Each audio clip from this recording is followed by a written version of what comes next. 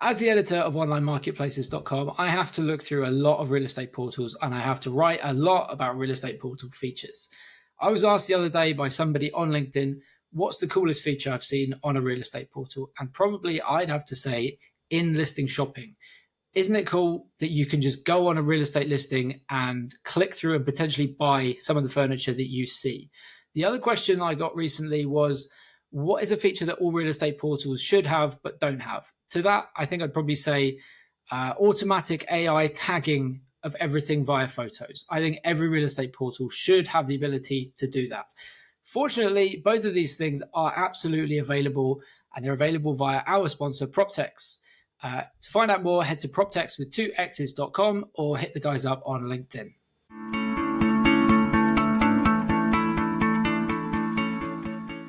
Hello and welcome to the PPW pod, bringing you news, views and interviews from the world of real estate marketplaces and PropTech. I'm joined today by Simon Baker. How are you, Simon? I am doing exceptionally well. Beautiful sunny day. Where is here, by the way? I'm in Monaco. Very nice. So I get to be at home for 10 minutes. I'm enjoying it. Right. Very nice, very nice. Okay, today we've got a news roundup for you. It's been a couple of weeks since we did this, and a few interesting things have happened. So we'll dive straight into what I think is potentially the most interesting of today's stories, which is that REA Group, the market leader in Australia, is under investigation over its pricing power by the ACCC, essentially the Australian Commission for Competition. Now, before we go into the details of what's happened here, I think it's worth very quickly explaining the dynamics at work here, because it's not the same as how it works in other countries. So who pays what when we've got portal, agent, and consumer? Who is paying who what in this relationship? Yeah. So clearly the portal's not paying anyone. So we'll go to the other two players in the market, the agent and the homeowner who's selling their property. The way it works in Australia is it's not always, but in many parts of the market, a vendor-paid advertising market. What that means is the real estate agent will go to the home seller and say, I have this marketing package. You have banner ads on REA, you might have a signboard out the front, you'll be something on Domain and so on. And line item, here's your marketing bill, and that'll be $10,000. Thank you, sir. Now the homeowner says, okay, and signs it and pays it. Okay. Now the agent takes that marketing spend and then will spend on the appropriate channels. And they may spend some of their own money too on brand building for themselves to get more customers on top of that. So the majority of the money that REA earns is really vendor paid advertising straight from the home seller, which means the real estate agent is like a sales channel for REA rather than the customer base themselves. They've got two hats that they wear. Okay, but what about subscription fees? So as I understand it, agents also have to pay REA Group just to be able to list on the portal, right? And that's not something that the homeowner pays for? No. The agent will pay for that. But that is out of the total marketing spend is not the big number. Okay? When you can be paying $7,000 or $8,000 just to be on to promote your house on the website at the top of the search, that's the big number. Okay, now I think part of the controversy here, as I understand it from a very good article on The Guardian, is that REA essentially asks agents not to downgrade listings from its kind of top package. So they say you've got X number of listings and you have to have 90% or 80% of them in this top package. And the top package in, I don't know, some expensive parts of Sydney can cost, according to this article, $4,000. Yep. You've obviously been in charge here. What is that true? Is it this kind of thing where you can't have fewer than 90% of your listings on the top package? I can't comment on that because I don't know what their current sales strategy is.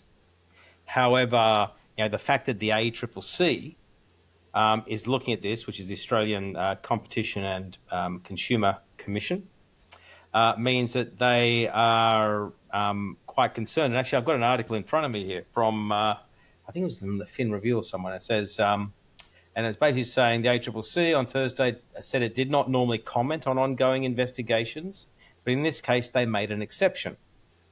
Naturally, the ACCC is concerned to ensure there is strong competition in the important real estate sector. As the investigation is ongoing, they won't comment further at the time, and it's in their early stages. Okay, but it's clearly they're investigating the pushing through of what can only be described globally as very expensive advertising. And if you're selling, but think about it, if you're selling your house in the United Kingdom, the real estate agents advertising on Rightmove are not spending 4, 5, 6,000 to promote the property on Rightmove alone. Their package for all their properties might be a lot of money, but not on an individual property basis. And so when you start to add this up, if you're a large agency and you've got lots of customers, you could be, helping REA write a check for 40,000, 50,000, 60,000. If you depending on how many properties you're promoting and where they are on the website, that could be a lot. Okay, I'm going to play REA Group for a minute here because I've got red on. Obviously, it's not illegal to put your prices up, right? And they would argue, as portals have argued throughout history, that they are delivering value on this. And they would quite rightly point out to the fact that there is competition. There are other real estate marketplaces. So I guess my question is this likely to actually have any effect at all? I mean, I've seen over the course of 5 years reporting on the industry, a lot of competition authorities come in and investigate, but very rarely have I ever covered competition authorities having any bite. So I think there's a couple of things here. First of all, if you are perceived as being the only real marketing channel in town, then you've got a lot of market power. That's the question here, right? Is if you looked at all the ways that people look for real estate in a market, what percentage are really going to REA versus Domain versus, well, if you go to Google, you end up back at REA or something, right? So or through some other channel, maybe seeing a signboard out the front and so on. Now, the argument here would be, wait a second, there's so much dominance in some parts of Australia where the number two player might have a quarter of the traffic, okay, in that suburb. Remember, you've got to think about it not as the country, but at the suburb or some sort of a more micro area. Because if I'm living in the eastern suburbs of Melbourne, I'm probably going to move within 7 to 10 kilometres of that area. I'm not moving to the western suburbs of Melbourne, and I'm not moving to Sydney. So they are different markets for all intents and purposes. So how does that complicate any investigation by the competition authorities? Surely it's very difficult to prove conclusively that there's, I don't want to say monopoly, but there's, pricing power that shouldn't be there, when it's very easy for the portal to argue, well, look, 10 streets west and it's a completely different story. Yeah, but I think the other thing is tied up into this is, do I need to be a very expensive ad at the top of the search to be as equally effective as a cheap, I use the word loosely, cheap ad that's further down the search? And my argument would be, for the percentage of people who are visiting an REA or a Domain or a Rightmove, okay, not 100% are looking to buy. A subset of them are truly looking to buy within a legitimate 3-month window. And if you're truly looking to buy within a 3-month window, are you only going to look at those listings at the top of the first page? Or are you actually going to look through all the listings to find that the house that meets your true criteria? And the answer is probably the second. So while for the agent, being at the top of the first page is important because it goes, look how good I am, look how big I am, and it's a vanity type metric, the homeowner who's selling is paying for the agent's branding. We always knew that, okay? We always knew that. And if you go back to the newspapers where all for example, Ray White, which is a franchise group in Australia, will get all their listings together and do a wraparound of the newspaper. So the first 3 pages and the last 3 pages, so wrapped around the newspaper, would all be Ray White listings. Why do they do that? Because Ray White is big and it's strong and you can see my listing. See that. So you should talk to us okay, to sell your house. So there's really two things happening. The marketing of a property is as much about selling that property as it is about generating the next home seller lead in that. So I've always thought that the capacity of portals to drive up their prices is fundamentally driven on the perception of, if Rightmove increases its prices and no one said anything, are the agents going to leave? No, because they have really no big choice. Yes, they can take their listings off and go to Zoopla or on the market or whatever, but their customer, the homeowner, is going to go, wait a second, why aren't I on Rightmove? Because it's perception of being the only game in town. And I think what's interesting, I was reading the last line of this article, is it says, well, the last two lines, the AFR, the Australian Financial Review, revealed that the ACCC, which is the Competition Commission, was investigating REA, which is the majority owned by News Corp. And then it says REA is increasing subscription prices for some agents by as much as 78% from July 1st. That's a pretty big price hike. Okay. Now, I don't know the details. I'm just reading straight from the article written by Sam Buckingham Jones. Okay. Okay. So, lastly, on this, has this happened before in Australia? I've definitely read about competition authorities coming in and investigating in places like Norway and the UK. Has this happened in Australia before? And hand in the fire, do you think anything's going to change? I don't remember, but it doesn't mean it hasn't. I just don't remember it. And do I think anything will change?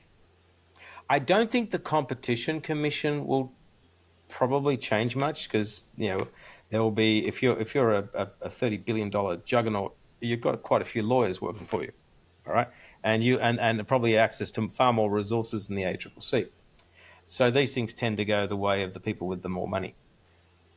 And I was having a chat earlier today with someone else in the Australian market, and maybe this gentleman's going to speak at the conference that we have in October about the danger that AI places, the ChatGPTs, the Manus.ai, the Perplexities, truly play for the portals. And maybe, and this is an argument made before, we might be reaching a peak in the power of the portal.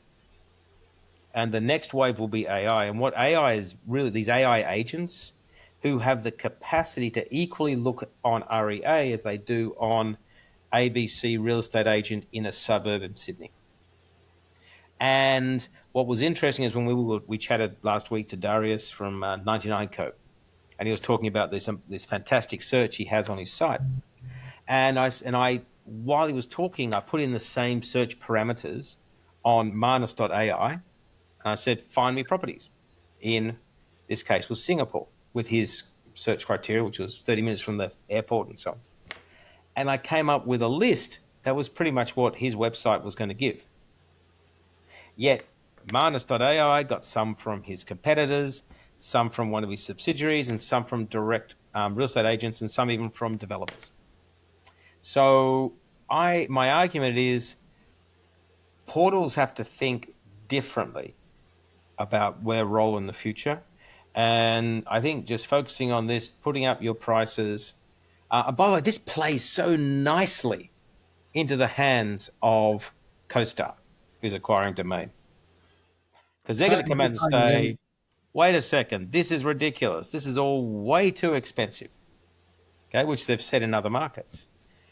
We're here to work on behalf of the agent and the home seller to give you the best value for money, which is what I expect their argument to be. Why are you buying these $5,000, $6,000, $7,000, $8,000 top of the spot listings? It's nuts. Why aren't you buying a different type of package that gives you more value for the dollars you spend? Anyway, we could go down this rabbit hole, Ed, for like ever. But I think, I think the ACCC, I don't know where they're going to go on this, but it's certainly worth watching. I think there are bigger forces at play that are really going to create some headaches. Okay, we'll move on. Square Yards in India, a company that we've interviewed. I think still the most popular podcast episode we've ever done with Tanuj, the founder and CEO. Square Yards was cash flow positive in financial year 25. Now, I wanted to highlight this because in a market like India, where companies like REA India, which is the traffic leader, are still quite heavily loss making, I thought that was a pretty good achievement. I think it's operationally cash flow positive, and I think it was an EBITDA margin of 3%. Still worth highlighting, right? Yeah, Because as we said, this is not the traffic leader in India. This is, if you look at some no, of but the he's yeah, but Tanush is focused on a slightly different model. exactly, It's this is the point. This is why yeah, it's interesting. yeah. And You've got if I remember correctly, he had four or five business units. He had like a mortgage business unit, a CRM business unit, um, real estate agency business unit, and even a portal type business unit. And they all work together, okay? But they've all got a mandate to grow as fast and as hard as they can individually. And I think he and his co-founders, I think there are a lot of co-founders. If you yeah, mentioned correctly, there's like 100 of them, right?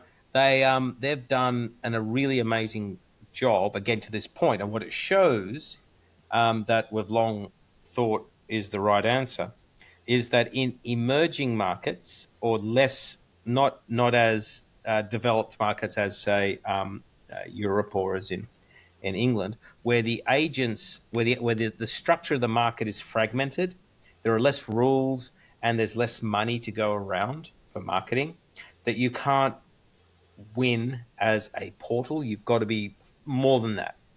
You've got to be mortgages. You've got to be brokerage. He does a lot of new developments, sales in the Indian market, and I think that added together shows that he's been able to do a great job at I'll use the word eke out a profit.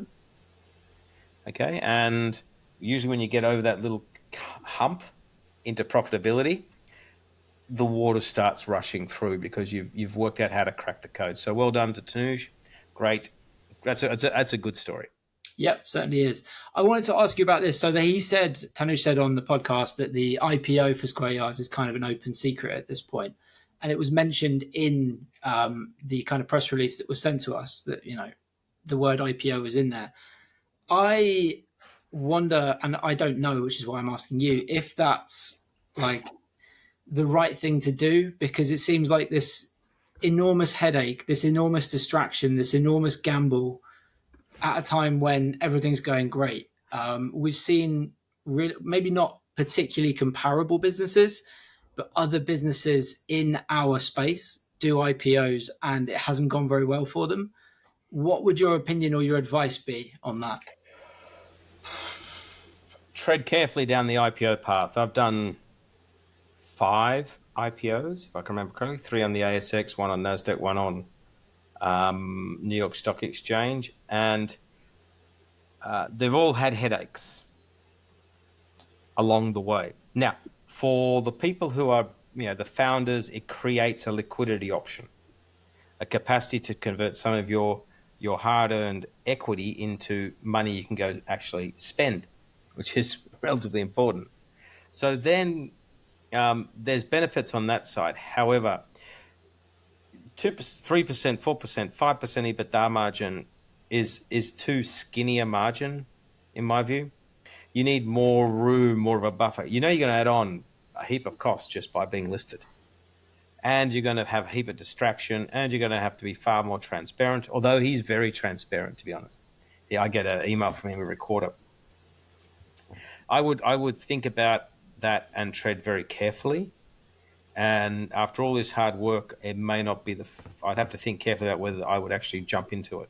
With everything I know about listing companies and the headaches, especially aftermarket, once you've been there for a little while, and if the shareholders get bored with what you're doing, or you don't meet their expectations, they've gone. It's not like I can go win them back. They're gone. Their money's gone. They've gone. They're focused on some other business industry that's got nothing to do with you. The other question I had around this is So we've mentioned that Square Yards, if you look at SimilarWeb, it's not the traffic leader. There are other real estate portal companies above it in that particular chart.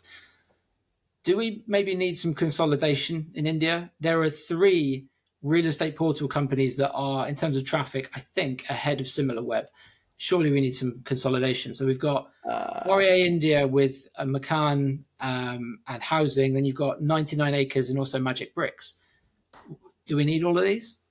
Well, that's an interesting question because I think they've all got different strengths, and with 1.5 odd billion people, you can be very strong in just one part of India and still have an audience of 300 million people. So I've got a feeling that that is a there's no it's unlike smaller markets where a lot of players going after a very small pool of money is a problem. I think in India, if you have a different model, and I think Tanuj is sort of demonstrating you shouldn't just be a straight portal. You can be very, very profitable and have maybe 3, 4, 5% of the market. You got 4 or 5% of all the sales or the relevant sales in India, you'll make a lot of money. Okay. The reason I asked was to lead on to our next point or our next market that we're going to discuss, which is Egypt. Now, Egypt is a real estate market with several big name portals. You've got Property Finder, there's Bayut, there's Acomap, and there's Property Sorted, who we interviewed the other day. There's also a player called Nawy, I think I'm pronouncing that right, who has secured a $75 million funding round, which caught my eye because that's quite a lot of money Yeah. for a market like Egypt. It wasn't all, I think it was 52 million in equity and the rest in debt, but it's a lot of money for Egypt, right?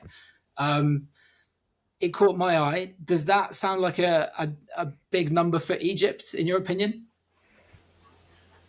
Yeah.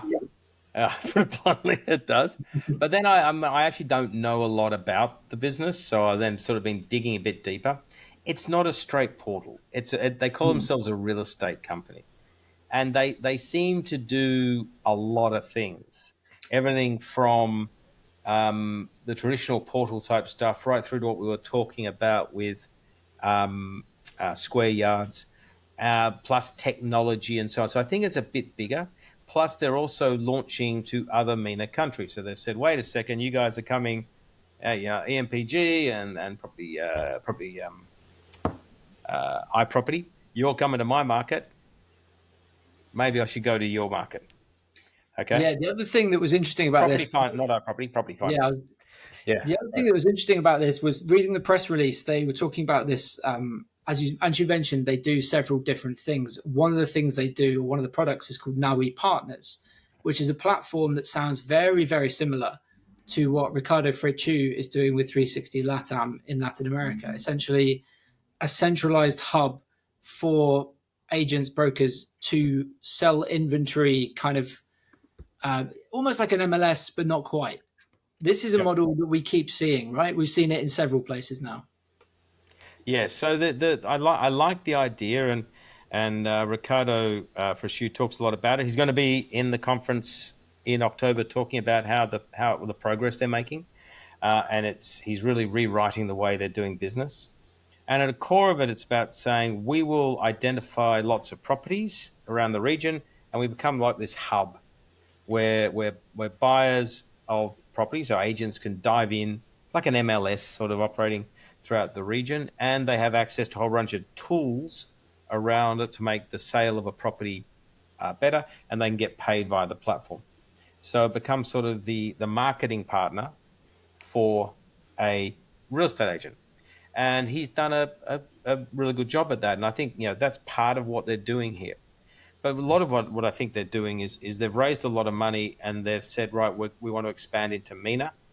And clearly, as soon as you put like the UAE on the list, people's eyes sort of open wide and they go, oh, wow, there's a lot of money there. We should go after that market.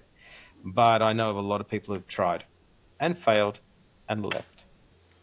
So you got to do a pretty good job to knock off the Divisul or the MPG guys and Property Finder, both of whom have got like 20. Well, one's got 20 years under their belt, the other one's got sort of 12. Yeah. Okay, we'll move on. I say this almost every week, but I do mean it. I'm sorry we have to talk about Zillow. Zillow keeps being involved in interesting news stories, so we have to keep talking about them.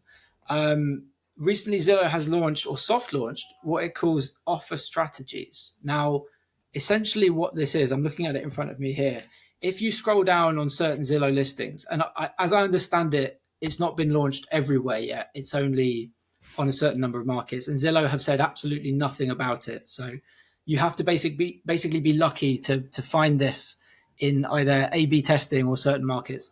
What what it is you scroll down a listing and it will tell you as a potential buyer how much you should offer for what it calls a strong offer, a competitive offer, a moderate offer, or a weak offer. It'll also tell you whether that particular market is a seller's market or a buyer's market based on its internal data. It will tell you how long that listing has been on the market and what the kind of median is for listings in that market. Essentially, it's doing a lot of the work of a buyer's agent here. Now, I kind of like it because I'm just a voyeur at this point looking at real estate portals. So I like that it's showing more data. I've seen a few Reddit threads where people are not so keen on it. What is your gut feeling about this? Oh, wow. There's you're starting to touch what do the Americans call it in the third rail? So American politics have this reference to the third rail. One of them is health. All right. Now, the third rail is a reference to the underground system where the power is carried down the third rail, and you don't touch the third rail. One rail, two. There are two rails for the wheels, and one in the middle where the electricity comes through. And this is getting close to touching the third rail. I was thinking about this when you were talking about it, because your customers perceive that it is their job to deal with the buyer, their job to set buyer expectations, their job to manage the conversation, and to help close the deal. And what Zillow says, what they're doing with this functionality is saying, you know what, we're going to take a big chunk of that work out of your hands, make it fact-based, and say, well, in this market, it's a buyer's market. They're asking $2 million. You should make an offer of 1.6, and you've got an 82.3% chance of getting complete, right? That's probably what the algorithm's doing in the background, okay, based on everything else. It knows. The challenge with that is then what's the role of the buyer's agent, right? Because everyone's going to go, well, wait a second, I'm doing that. Okay, I'm the Zillow is telling me what I should be offering. It is a good point. I am from the UK where we don't have buyer's agents, so I do constantly ask myself, what is the point of a buyer's agent? I Yeah, think yeah, you know and I agree. And the answer is they're sort of going, well, Mr. Buyer's agent, what value are you going to add to this process? Well, then the value's going to be, well, I'll walk the buyer through what they've got to know. They've got to sign this contract. They've got to get this lawyer. They've got to get a mortgage. They've got to do all this stuff. But they're not going to.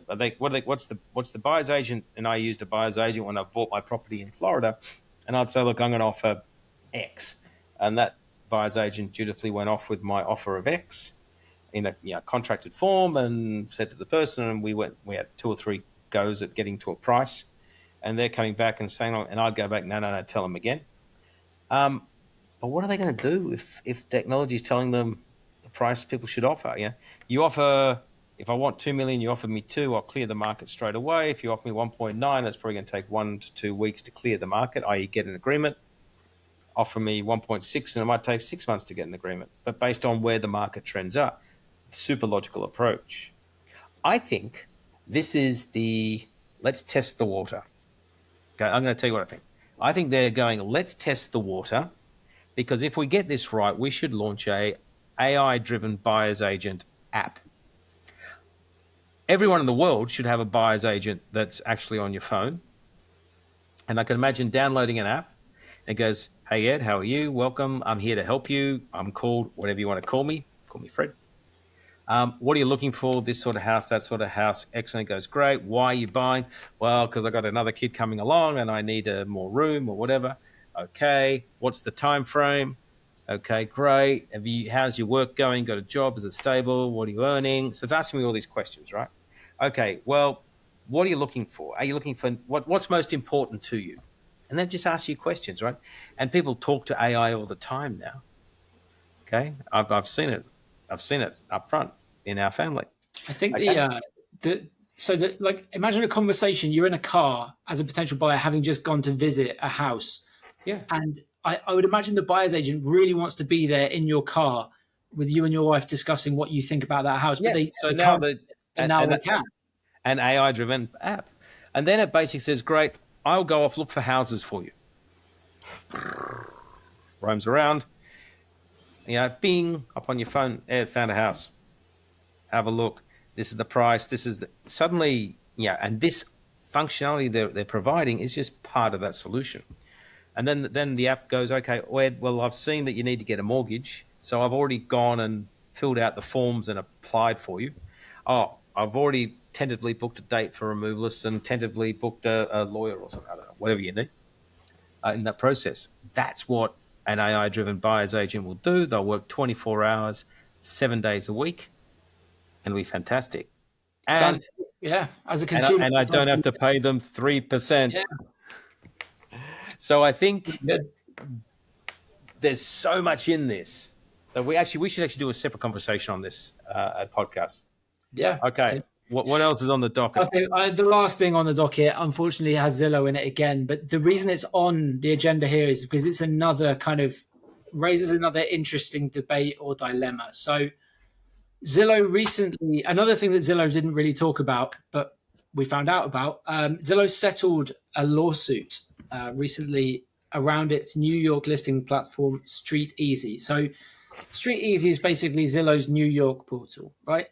And on Street Easy, agents pay $7 per day to list their rental properties.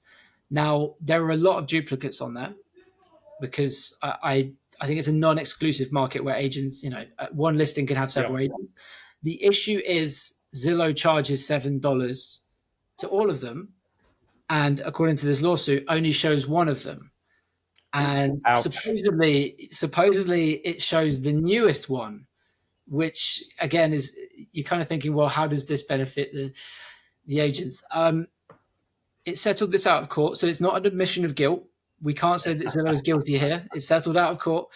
But it does raise a question about how real estate portals deal with these issues of duplicates, Yeah. multiple agents paying to essentially promote the same listing. Yes. Now, this is something I've always wondered about. I've worked at an aggregator where we dealt with duplicates and we didn't have to, we just literally said, which of these duplicates has more fields, we'll use that one because we didn't have to think about who's paying us. Yeah, it's a higher quality.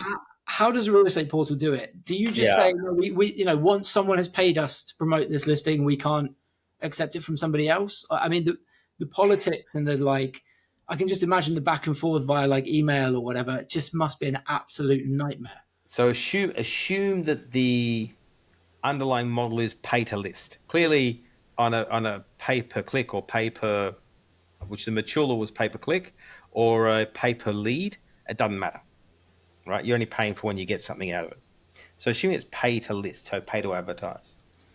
There are a couple of ways. One is you put the same listing in there 5 times. Boom, boom, boom, boom, boom. Maybe they're sorted in different orders.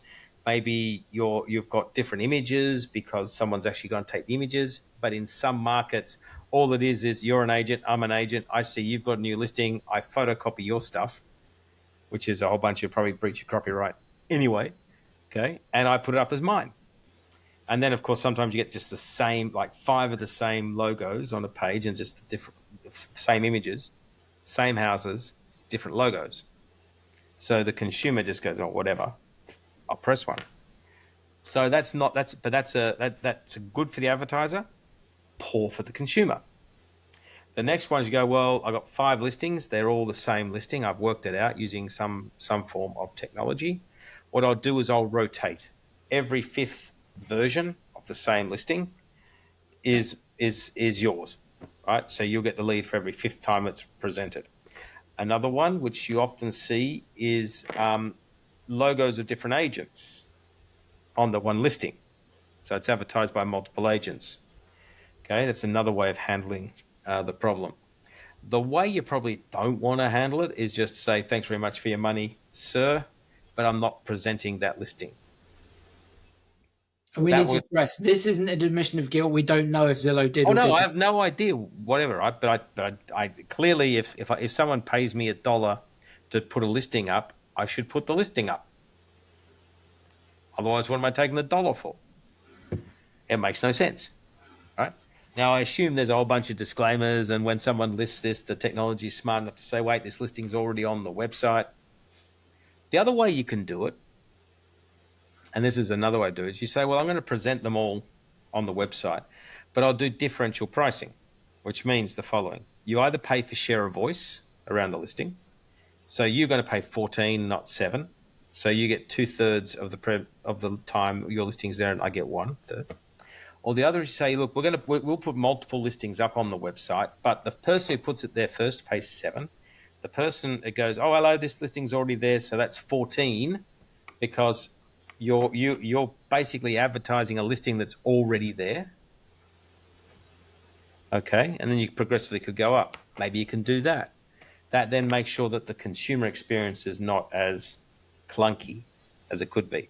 Suffice to say, lot of a lot of challenges in how you do this, and if you are going to use a website to take listings for properties and charge on a per property basis, yep, and you're going to take some money, just advertise it, right? That's what Yeah, you're going to do. if anybody's listening out there who works in a market that functions like this and has a really innovative way of doing this that works well, please get in touch and tell us, because it does seem like one of the big headaches in our industry in a lot of these markets. It is, and you can go anywhere from Italy and Spain and so on. It exists in many places where there's non-exclusive listings, and every portal has a slight nuanced way of handling the problem. But as long as you're transparent, you're clear, the market knows, and you're not charging for a service you're not providing, right? That's the worst thing, right? To charge someone for something you're not doing, then it can work. You just got to be smart in how you do it. Yeah. Okay. On that note, we'll leave it there. I I can't have say. one other Go thing. on. We Yeah. we we chatted, and this is without notice for you. We chatted the other day about Adevinta and the Spanish assets. Did we talk about that? Maybe we did, maybe we didn't. I can't remember. Remember. We talk about so much stuff around the table, but it's been in the press recently. Adevinta is looking at selling its Spanish assets. Clearly the rumor mill's running hot about timing, timeframes, what's happening. Are they selling all their assets together? Cars, jobs, homes, and a horizontal, or are they breaking them up and selling them? And so the inside news I'm getting is that this looks like it is actually more than a rumor, that it's probably happening. Um, although I don't know if and when and how. And I think this is something that we'll have to watch to see who will the real estate assets get just bought by some media company as a group. Boom, they're buying cars, jobs, homes, horizontal. A media company buys a group, or another PE firm buys it as a group, or do they get broken up and someone buys the Spanish real estate assets? And if that's the case, it's going to be fun to see who picks that up and how it could change the dynamics of the Spanish real estate system.